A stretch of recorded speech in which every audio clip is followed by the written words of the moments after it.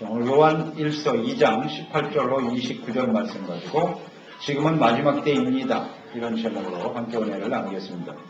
예수님의 제자들이 예수님의 그 재림과 마지막 때에는 어떤 일이 일어날 것인가 이런 질문을 했을 때 예수님께서 가장 먼저 언급하신 것이 적그리스도, 거짓 선지자를 조심하라 라는 말씀을 하셨습니다. 적그리스도는 예수님을 거부하는 것이죠. 예수님을 대적하는 사람들이고요. 예수님을 믿는 것 같지만 예수님을 믿는 모양은 있는데 실제로 예수님께서 하나님의 아들이심과 그리스도이심을 부인하는 이단이죠. 이런 사람들이 적그리스도입니다. 그러니까 적그리스도 이단들은 예수님을 잘못 믿게 하는 것입니다. 잘못된 지식과 잘못된 정보를 주어서 주님을 바르게 믿지 못하고 구원받지 못하게 하는 것이죠. 그러니까 예수 그리스도의 십자가의 복음이 왕성하게 일어났던 초대교회 당시에 이런 거짓 적그리스도 이단들이 아주 크게 일어났습니다. 복음이 확산되고 많은 사람들에게 영향을 미치기 시작할 때 역시 이 적그리스도와 이단들도 그 활동이 아주 크게 나타나는 것을 볼 수가 있습니다. 초대교회 이후에 교회가 부패하고 타락한 그 어둠의 중세 시대를 지날 때 그때는 사실 거의 거짓 이단들이 지배하는 세상이었기 때문에 그래서 이제 마틴 루터가 종교 개혁을 시작한 그 이후부터 이제 다시 복음으로 돌아갑시다, 말씀으로 돌아갑시다, 그리스도교로 돌아가자고 하는 이 부흥이 일어나기 시작할 때 그 이후에 이제 이 적그리스도의 역사들도 더욱더 두드러지게 되는데요. 오늘 이 시대가 주님의 복음이 지금 땅 끝까지 전파되는 시대거든요. 초대교회 이후 기독교 역사 2000년 이후에 오늘날처럼 이렇게 복음이 왕성하게 전파되고 증거된 때가 없었습니다. 이 요한 1서를 기록한 목적 중에 하나가 바로 당시에 있었던 거짓 적그리스도 이단들을 분별해서 복음 안에서 믿음을 잘 지키고 성장해 가기를 원했기 때문입니다. 자, 오늘 이 시대에 우리에게 주시는 말씀일 텐데요. 지금 이 시대가 마지막 때라는 사실을 우리는 잘 좀 인식하고 깨달아야 합니다. 이 마지막 때를 살아가려면 우리가 어떻게 해야 될 것인가, 어떻게 잘 준비할 것인가 하는 것을 오늘 말씀을 통해서 함께 나누면서 주님의 음성을 듣는 이 시간이 되었으면 좋겠습니다. 자, 첫째는 적그리스도의 활동이 왕성한 이때가 마지막 때다라는 것을 잘 알아야 됩니다. 오늘 18절 말씀에 기록되어 있죠. 아이들아, 지금은 마지막 때라.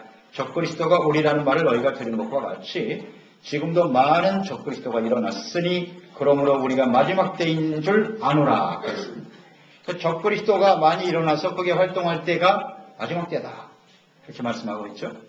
교회가 하나님의 말씀에서 떠나 세속화되고 정치 권력과 연합해서 타락하게 되면 이런 거짓 이단들이 독버섯처럼 일어나게 되는 것입니다.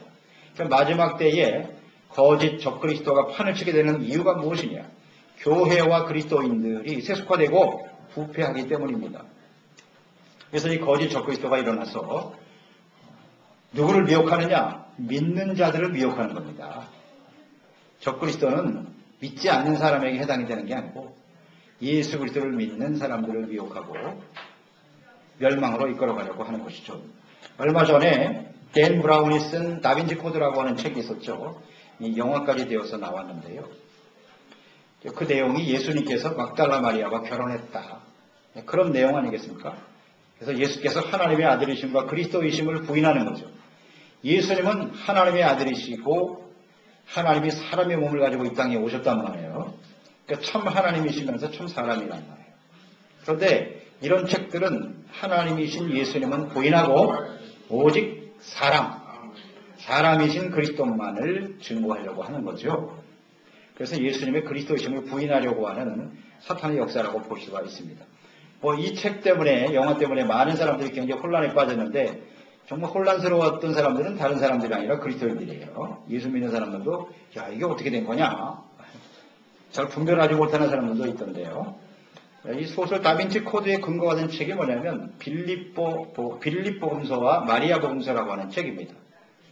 근데 이 책들은 대부분 당시에 초대교회 당시에 영지주의자들이 있었어요.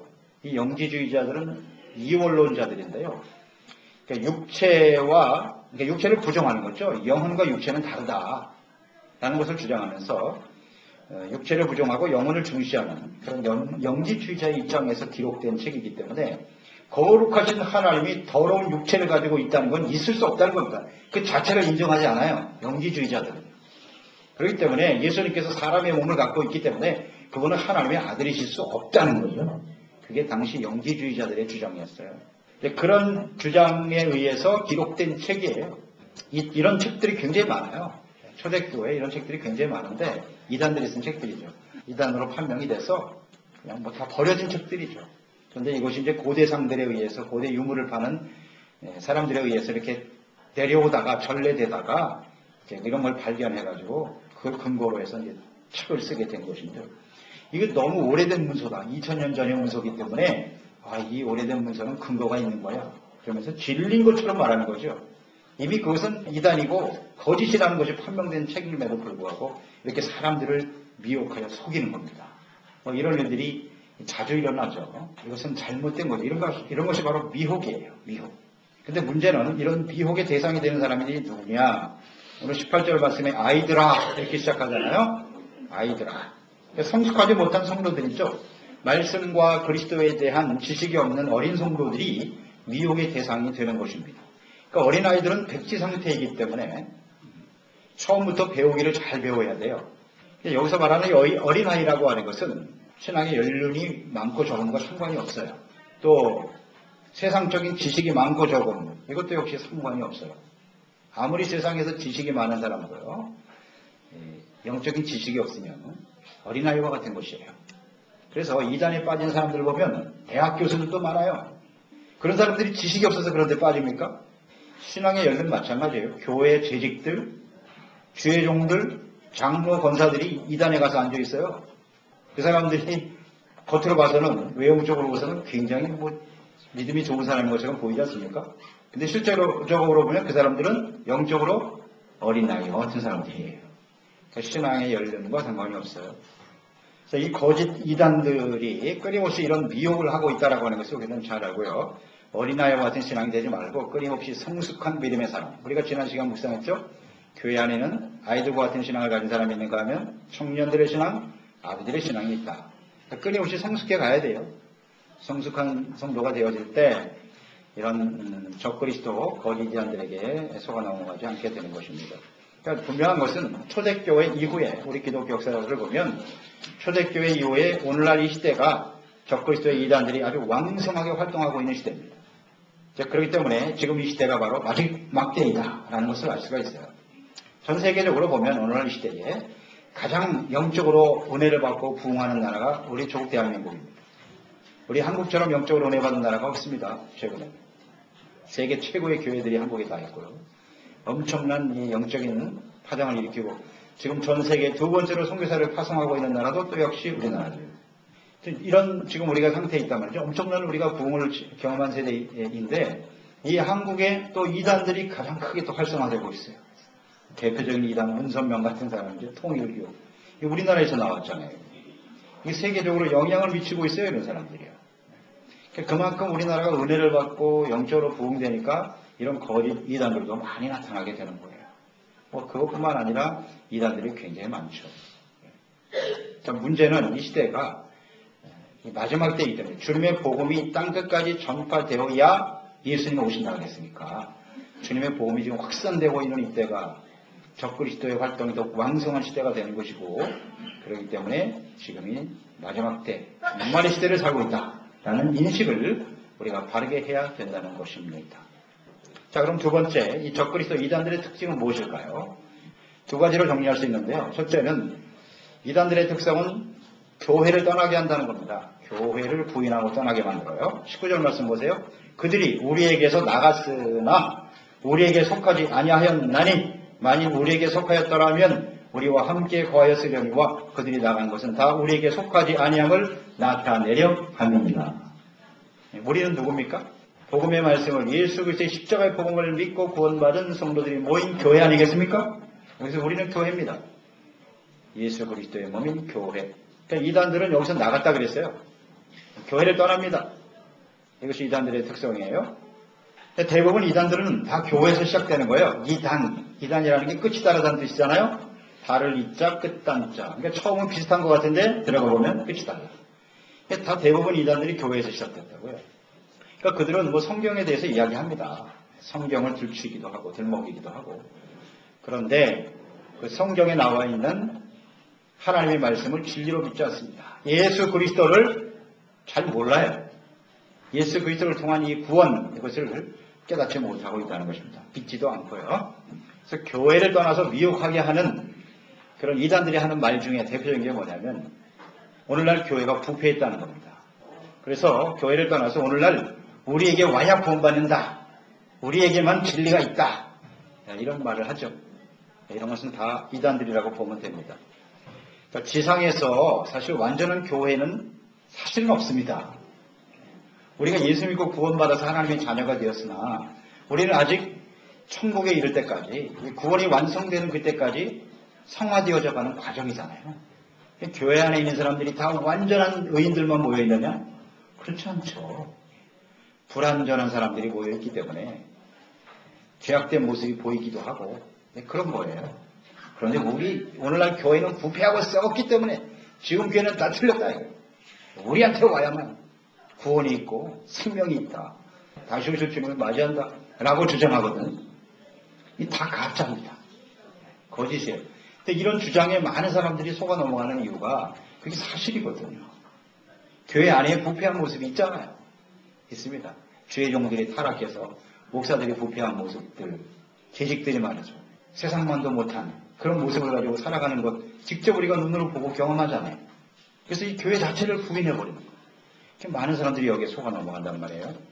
그리스도의 몸인 교회를 부인하고 자기 자신들만이 완전한 진리인 것처럼 의인인 것처럼 말하는 사람들 다 적그리스도입니다. 교회를 떠나라고 하는 가르침 주장 우리는 받아들일 필요가 없어요. 교회를 떠나게 하는 것은 안 됩니다. 예수님의 몸인 교회를 부인하는 것은 그건 다르지 않아요. 이단이에요. 두 번째 특징이 뭐냐면 예수님이 그리스도이심을 부인하는 겁니다.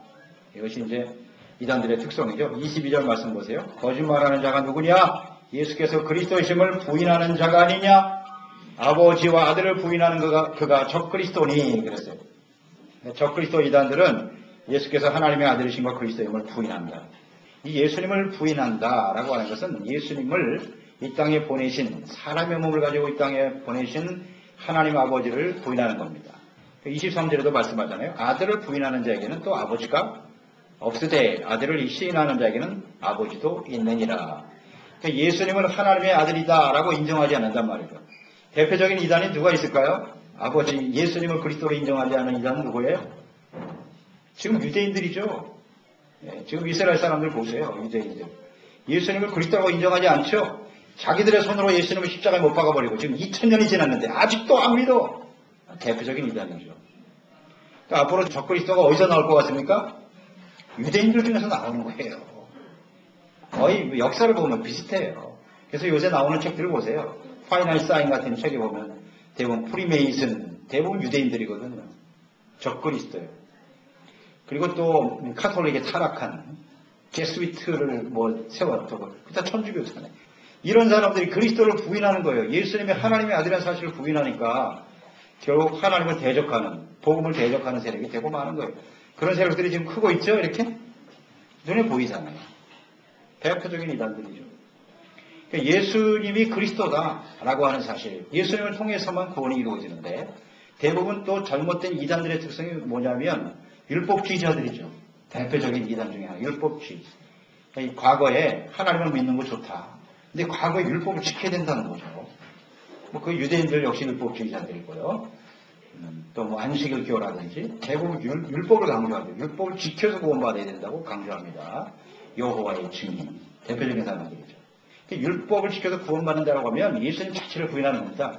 예수님 이 땅에 오실 필요가 없어요. 우리가 율법을 완벽하게 지켜서 의롭다함을 얻고 구원받는다면 예수님 오실 필요가 없는 거죠. 이것은 예수님의 십자가를 부인하는, 십자가의 구속의 은혜를 부인하는 이런 일들이 있단 말이에요. 예수님의 이름은 말해요. 예수님에 대해서 고백을 한다고요. 근데 진정 예수 그리스도의 십자가의 죽으심을 통해서 우리가 구원받는다라고 하는 여기에 대한 확신이 없는 거죠. 대부분 다 이단들의 특성이다. 그렇게 볼 수가 있습니다. 그러니까 그 아들을 하나님의 아들이라는 사실을 인정하지 않은 그 어떤 것도 우리는 받아들일 필요가 없는 거죠. 이런 특성을 가지고 있다. 자, 그럼 세 번째, 우리가 적그리스도, 거짓, 사탄, 유혹에 속지 않으려면 이 마지막 때 대부분 속아 넘어가거든요. 이 속지 않기 위해서는 어떻게 해야 할까요? 그 첫째는 예수님과 사도를 통해서 전해준 복음의 말씀, 성경 말씀을 굳게 붙들어야 된다는 거예요. 24절 말씀 보세요. 너희는 처음부터 들은 것을 너희 안에 거하게 하라. 처음부터 들은 것이 너희 안에 거하면 너희가 아들과 아버지 안에 거하느니라. 그랬어요. 처음부터 들은 것은 무엇일까요? 하나님의 말씀이죠. 성경 말씀이고 또 하나는 사도들을 통해서 전해준 복음의 말씀이죠. 그 위에 다른 진리는 없다는 거예요. 이렇게 보면 되겠죠. 우리가 어떻게 구원을 받느냐라는 거죠. 구원을 어떻게 해서 받았느냐. 율법을 지킴으로써 우리가 구원을 받았는가? 그렇지 않죠? 하나님이 그 아들 예수 그리스도를 이 땅에 보내셨고 예수님 우리의 죄를 짊어지시고 십자가에 죽으셨다. 부활하심으로써 복음이잖아요. 이 복음. 이 복음의 말씀, 이게 처음 들은 말씀이에요. 사람이 율법을 지켜 의에 이를 수는 없단 말이죠. 그래서 예수님이 오셔서 대신 죄를 사하여 주시고 구원의 길을 열어놓으셨다. 그러니까 우리는 복음의 말씀을 들었을 때 회개하고 믿음으로 구원받는 것입니다. 그 위에 다른 것은 없어요. 구원의 길이 없습니다. 요한복음 3장 16절 하나님이 세상을 이처럼 사랑하사 독생자를 보내주셨는데 이는 저를 믿는 자마다 멸망치 않고 영생을 얻게 하려 하시느니라. 예수님을 통해서만이 우리에게 구원의 길이 열린다라는 것을 확실히 믿는 거죠. 그래서 복음서에 기록된 말씀과 사도들의 가르침을 우리는 항상 묵상하고 그 마음속에 잘 간직해야 돼요. 간직해야 돼요. 그래서 우리가 사도신경을 예배 때마다 외우지 않습니까? 사도신경이 우리의 믿음의 핵심이에요. 골자고요. 이 사도신경을 믿지 않는 사람은 다 이단입니다. 다 이단이라고 보면 돼요. 그래서 예수 그리스도의 십자가의 복음으로 구원받은 교회는 예배를 드릴 때마다 사도신경을 하는 거예요. 고백하는 겁니다. 고백. 믿음의 고백이에요. 그러니까 예수님의 복음의 말씀을 듣고 믿음으로 구원을 받았고 성경 말씀만이 유일한 진리다. 그 이외에 다른 것은 필요 없습니다. 그래서 주님의 말씀을 늘 가까이 하고 그 말씀에 순종하는 모습으로 살아가는 것, 그것만이 거짓 적그리스도를 들의 그 미혹에 넘어가지 않는 가장 중요한 길이죠. 그래서 이단들을 보면 대부분 성경 말씀 이외에 뭔가 다른 책들을 갖고 있어요. 다른 교리를 가르치고 성경 이외에 다른 것을 자꾸 강조해요. 우리는 하나님의 성경 말씀만이 진리라는 것을 믿고 또 순종하는 삶을 살아가게 되는 거죠. 사람이 떡으로만 살 것이 아니라 하나님의 말씀으로 사는 것이다 라고 말씀하셨거든요. 먹고 사는 일보다 더 중요한 것이 하나님의 말씀을 묵상하고 주님의 말씀을 우리 가운데 가까이 하고 순종하는 것, 이것이 더 중요한 것이다. 말씀을 분명히 하는 거죠. 근데 문제는 뭐냐면 사람들이 성경 말씀을 잘 모른다는 거예요. 그 여호와의 증인 같은 사람 보세요. 이 성경 들고 덤비잖아요. 말씀 가지고 덤빈다고 말씀 가지고. 그 말씀에 대해서 잘 몰라. 잘 이해를 못하고 있어요. 이게 큰 문제예요. 여러분 성경, 구약성경, 신약성경 아닙니까? 구약성경의 핵심은 뭐예요? 기초는 뭐죠? 모세오경 아니에요? 모세오경. 율법이 기초라고요. 그것은 성경, 우리 하나님의 백성이 가장 근간이 되는 것이고요. 율법의 말씀이거든요. 율법의 내용이 뭐냐? 왜 주셨느냐? 죄를 깨닫고 회개하고 용서받고 의롭다함을 얻고 구원받기 위해서 율법을 주신 거죠. 근데 그 율법을 온전히 지킬 수 없다는 거 아니에요? 그게 구약의 결론이잖아요. 그래서 예수님이 오신 거다. 이게 성경의 골자잖아요. 왜 이걸 모르지? 근데 예수님이 오신 것을 완전히 부인하고 율법만을 강조하고 구약 시대에 주신 말씀이기 때문에 이건 지켜야 된다고 누가 지키지 말자 그랬나? 예수님 오신 것은 율법을 폐하러 오신 게 아니잖아요. 완성하고 온전케 하기 위해서 오셨잖아요. 회개하는 자에게 예수님이 대신 죄의 문제를 해결하셨으니까 이제 믿고 회개하고 믿고 의롭다함을 얻도록 또 보혜사 성령님까지 보내주시고 성경 말씀도 기록하여 우리에게 주셔서 우리가 바르게 살아갈 수 있는 길을 열어놓으셨잖아요. 그러니까 하나님의 말씀 구약과 신약을 좀 이해하고 깨달아서 믿는 사람이 돼야 되죠. 그러니까 이 말씀이 우리 안에 거하게 하라 그랬잖아요. 세상에 있는 지식과 정보에는 굉장히 관심을 많이 가지면서 어찌 그렇게 하나님의 말씀에 관심이 없나. 하나님의 말씀을 잘 모르기 때문에 미혹의 영들에 걸려드는 거예요. 그래서 하나님의 말씀이 우리 안에 거하도록 해야 합니다. 두 번째는요, 이 미혹에 넘어가지 않기 위해서는 예수 그리스도와 아버지 안에 있어야 한다는 거죠. 엔 그리스도. 주님 안에 거하는, 즉 주님과 우리가 연합된 주님과 올바른 관계 속에 살아가야 된다는 거예요. 그래야 이길 수가 있어요. 24절에 보면 자, 이 말씀 처음 들은 것을 너희 안에 거하게 하라 그랬고 처음부터 들은 것이 너희 안에 거하면 조건절이잖아요. 주님의 말씀, 성경 말씀을, 복음의 말씀을 우리가 온전히 믿고 그것을 진리로 믿고 확신하면서 따르게 되어질 때 너희가 아들과 아버지 안에 거하리라. 그렇습니다. 주님 안에 거한다는 것은 주님의 생각이 나의 생각, 주님의 뜻이 나의 뜻, 주님의 비전이 나의 비전 같아지는 거예요. 생각이 같아지는. 이것이 앵그리스도 아니겠습니까? 이것이 말씀을 통해서 이루어져가는 거죠. 원래 우리는 예수님도 구원받았으나 우리의 생각과 하나님의 뜻은 같지 않습니다.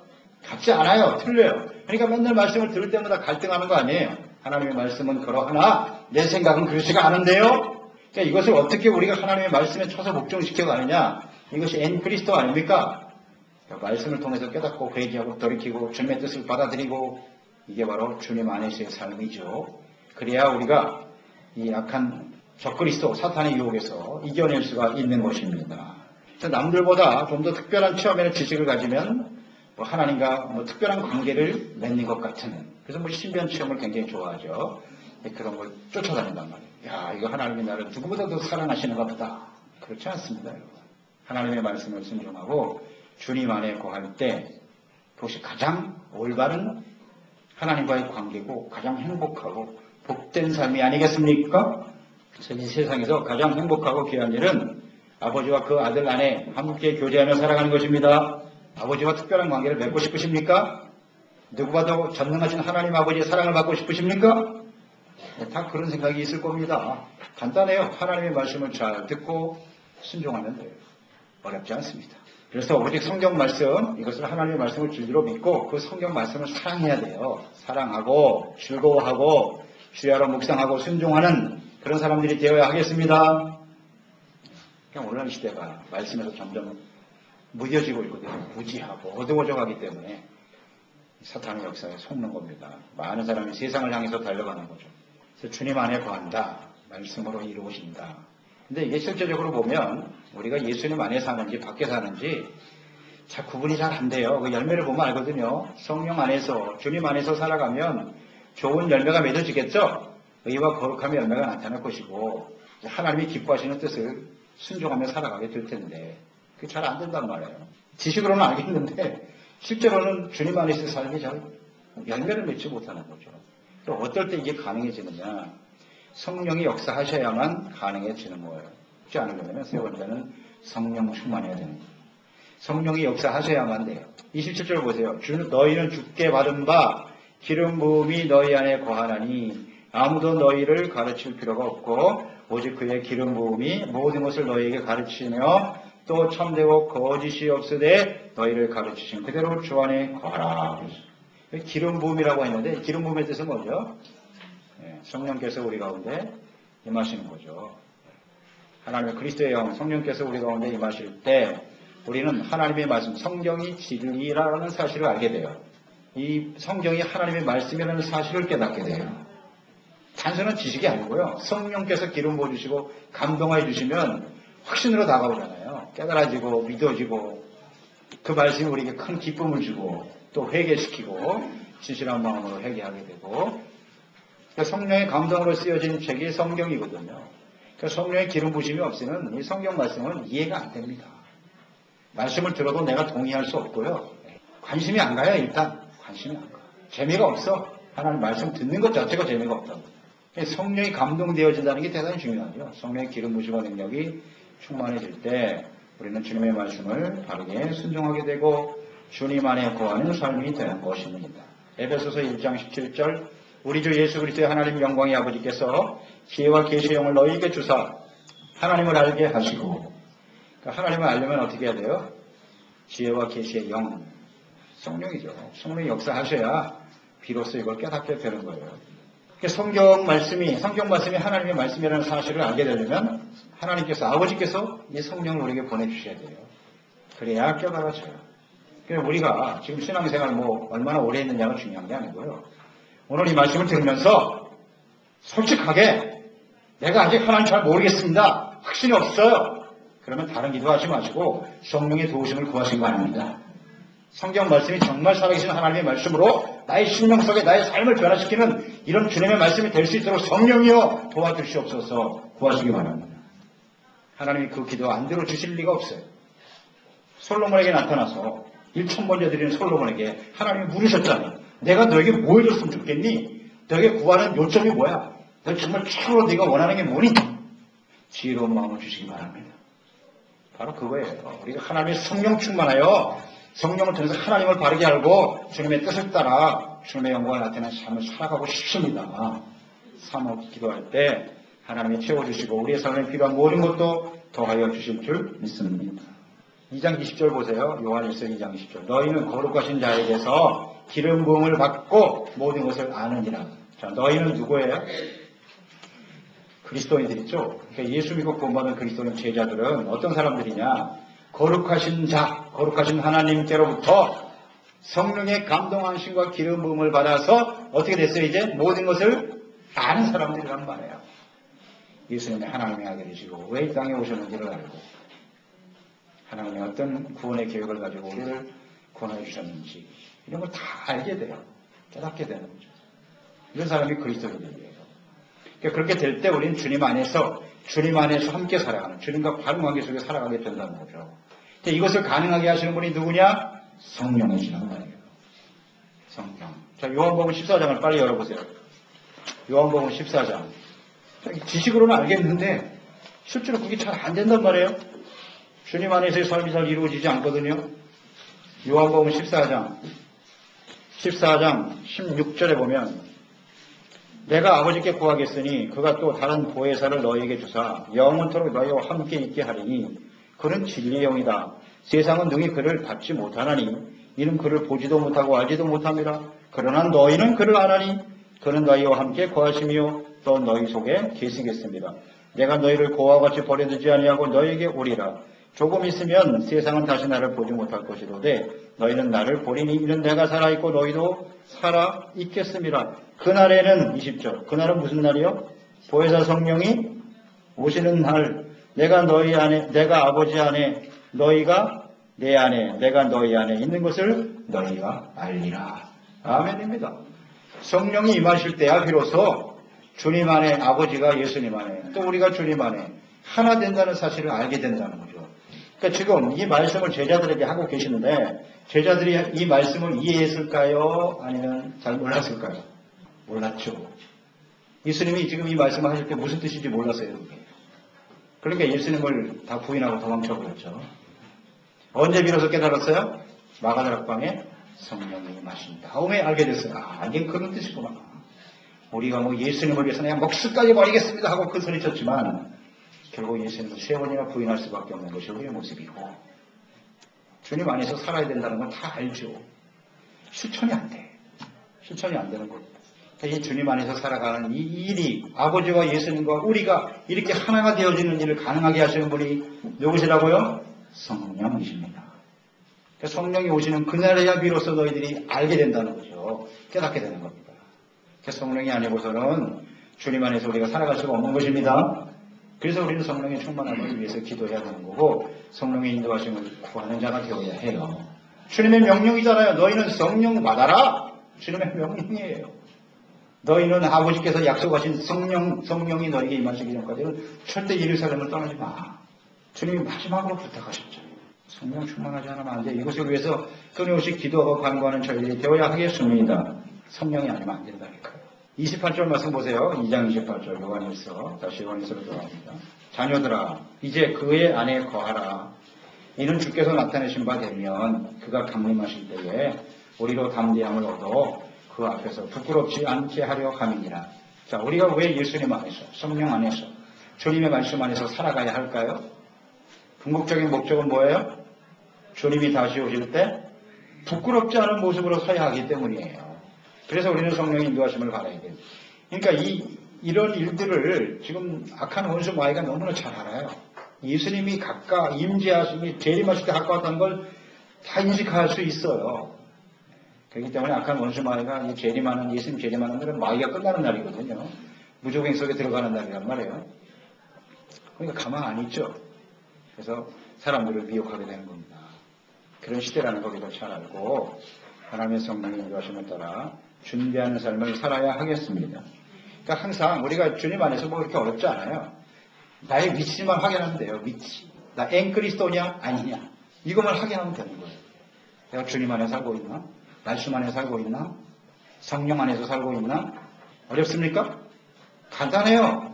En Espíritu Santo, en Cristo, en la palabra, en la iglesia. 교회 안에 있느냐? 이것만 항상 점검하면 돼요. 나의 마음과 생각이 어디에 있는가를 생각해 보면 알아요. 나의 중심이 어디에 있는가? 어렵지 않습니다. 거기에 떠나 있다면 우리가 지금 사탄의 공격에 노출되어 있는 거예요. 그러니까 언제든지 우리는 그 미혹에 넘어갈 수밖에 없는 연약한 존재라는 사실을 항상 알아야 됩니다. 그러니까 점검을 항상 해야 된다는 거죠. 그 다음에 마지막 29절 말씀 보세요. 29절에 보면 너희가 그가 의로우신 줄을 알면 의를 행하는 자마다 그에게서 난 줄을 알리라. 아멘. 우리가 예수 그리스도 안에서 주님을 믿고 구원받은 사람들은 하나님이 직접 나오신 자죠? 나오신 자예요. 그 나오신 자들의 삶의 특징은 뭐라고요? 의를 행하는 자마다 그랬잖아요. 그러니까 성령의 기름 부심을 받아서 예수 그리스도를 알고 진리가 되시는 예수님, 또 하나님의 말씀이 진리라는 사실을 알고 순종하는 삶을 살아가게 되면 그게 의가 되는 거죠. 의로운 삶으로 나타나게 되는 겁니다. 그리고 우리는 요한일서에서 계속 우리에게 주시는 말씀이죠. 빛이신 하나님과 교제하고 있는 사람들이죠. 예, 빛이신 하나님과 교제하고 있기 때문에 그 빛은 의란 말이에요. 하나님은 의로우신 분이거든요. 그러니까 우리 삶 속에 죄가 있을 수 없다 그랬잖아요. 빛 가운데 있는 사람은 죄를 짓지 않습니다. 죄가 있으면 즉시 깨닫고 회개합니다. 용서받는 사람이 되는 거고요. 형제를 사랑하게 된다고 그랬어요. 세상을 사랑하지 않습니다. 이게 빛 가운데 살아가는 의의 삶인 거죠. 다시 한번 말씀드리지만 이게 그냥 단순한 지식이 아닙니다. 지식이 아니고요. 우리 가운데 잘 적용을 해봐요. 나의 상태를 이런 하나님의 말씀을 통해서 잘 점검해 봐야 해요. 그래서 아니면 빨리 돌이키면 되겠죠. 그래서 분명한 것은 지금이 마지막 시대라는 것, 마지막 때라는 것을 인식하고 그리스도가 지금 아주 왕성하게 활동을 하고 있어요. 오는 사자와 제 산길차를 지금 찾아 돌아다니고 있는 시대이기 때문에 그것 때문에 우리가 뭐 겁먹을 필요는 없죠. 마귀는 절대 우리의 두려움의 대상이 아닙니다. 예수 그리스도와 함께 말씀으로 예수님 안에 있으면 주님과 함께 있으면 이길 수 있습니다. 반드시 승리합니다. 이것을 우리가 확신하면서 잘 준비되는 삶을 살아갔으면 좋겠습니다. 특히 2013년 이 새해가 또 예수님 오실 날이 심히 가깝다는 생각을 우리가 하면서 깨어 준비하라고 주님 말씀하고 계시지 않습니까? 잘 준비할 수 있는 지혜로운 종들이 됩시다.